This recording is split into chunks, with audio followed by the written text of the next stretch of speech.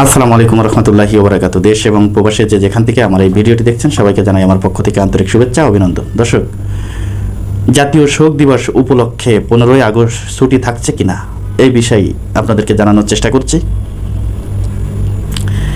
জাতীয় শোক দিবস উপলক্ষে ঘোষিত 15ই আগস্ট ছুটি বাতিল।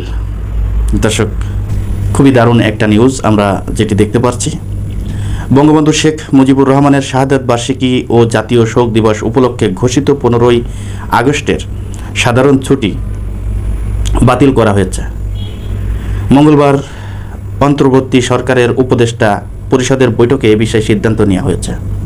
রাষ্ট্রীয় অতিথি ভবন যমুনায় উপদেষ্টা পরিষদের বৈঠকে অনুষ্ঠিত হয়।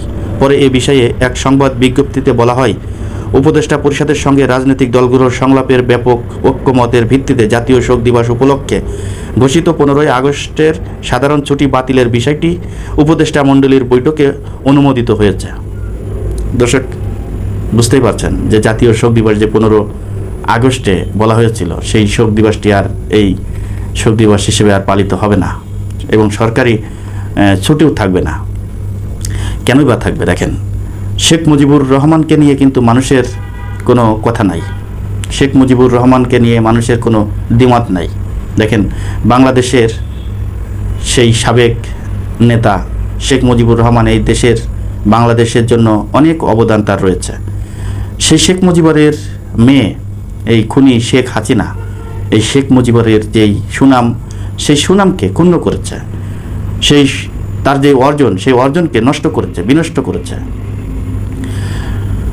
আজকে এই শেখ হাসিনার জন্য, এই খুনি হাসিনার জন্য আজকে শেখ মুজিবুর অপমানিত হয়েছে, কলঙ্কিত হয়েছে।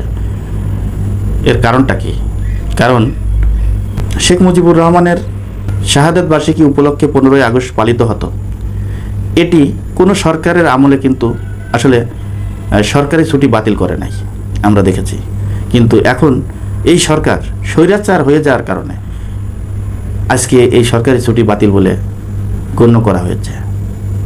সোমবার অন্তর্বর্তী সরকারের প্রধান উপদেষ্টা ডক্টর মোহাম্মদ ইউনূসের সঙ্গে বৈঠক হয় বিভিন্ন রাজনৈতিক দলের। বিএনপি, জামাত ছাড়া গণতন্ত্র মঞ্চ, সিপিসি, বাসদ, জাতীয় মুক্তি কাউন্সিল, এবি পার্টি, বাংলাদেশ জাতীয় পার্টি, বিজিবি ও গণ অধিকার পরিষদের দুই অংশের সঙ্গে বৈঠক করেন প্রধান উপদেষ্টা। বৈঠকে 15ই আগস্ট শোক দিবস হিসেবে পালন করা হবে কিনা সে বিষয়ে আলোচনা হয়।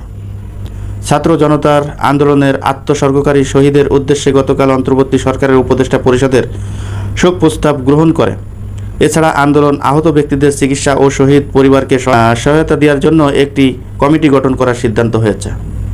স্বাস্থ্যসেবা বিভাগের উদ্যোগে বৈষম্য বিরোধী ছাত্র আন্দোলনের প্রতিনিধি, অর্থ বিভাগ, সমাজ কল্যাণ মন্ত্রণালয়, মাধ্যমিক ও উচ্চ বিভাগ, কারিগরি, মাদ্রাসা ও শিক্ষা বিভাগ, প্রাথমিক গণশিক্ষা মন্ত্রণালয়, সংশ্লিষ্ট ও অন্যান্য মন্ত্রণালয় ও বিভাগের প্রতিনিধিদের সমন্বয়ে এই কমিটি হবে। সহায়তা দেওয়ার জন্য একটি নীতিমালা তৈরি করে একই সঙ্গে সাম্প্রতিক গণ অভ্যুত্থানের শহীদ ও আহত ব্যক্তিদের পরিচিতি সহ পূর্ণাঙ্গ তালিকা প্রস্তাব করবে। দর্শক, বুঝতেই পারছেন, সে বাপকে বেটা সেপাইকে ঘোড়া, কুছ নাহি তো থোড়া থোড়া।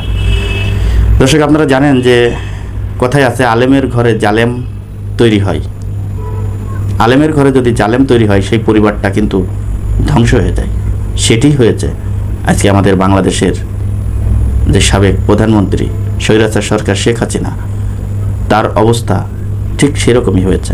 শুধু তাই নয়, তার জন্য গোটা দেশের যেই আওয়ামী লীগের যেই নেতাকর্মী রয়েছে তাদের যেই করুণ পরিণতি হবে, এই করুণ পরিণতির দায়ে কিন্তু সেই শেখ হাসিনা। আমি বলেছিলাম যে শেখ হাসিনা তো এই দেশ থেকে পালিয়ে যাবে, শেখ হাসিনা তো বেঁচে যাবে, কিন্তু শেখ হাসিনার কথা মতো যে সমস্ত নেতাকর্মী রয়েছে আমাদের দেশে, এই সমস্ত নেতাকর্মী বিপদে পড়ে যাবে। এই নেতাকর্মীদের কি অবস্থা হবে?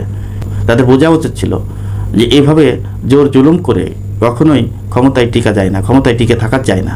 তাই আমাদের রাস্তা আমাদেরকে বেছে নিতে হবে।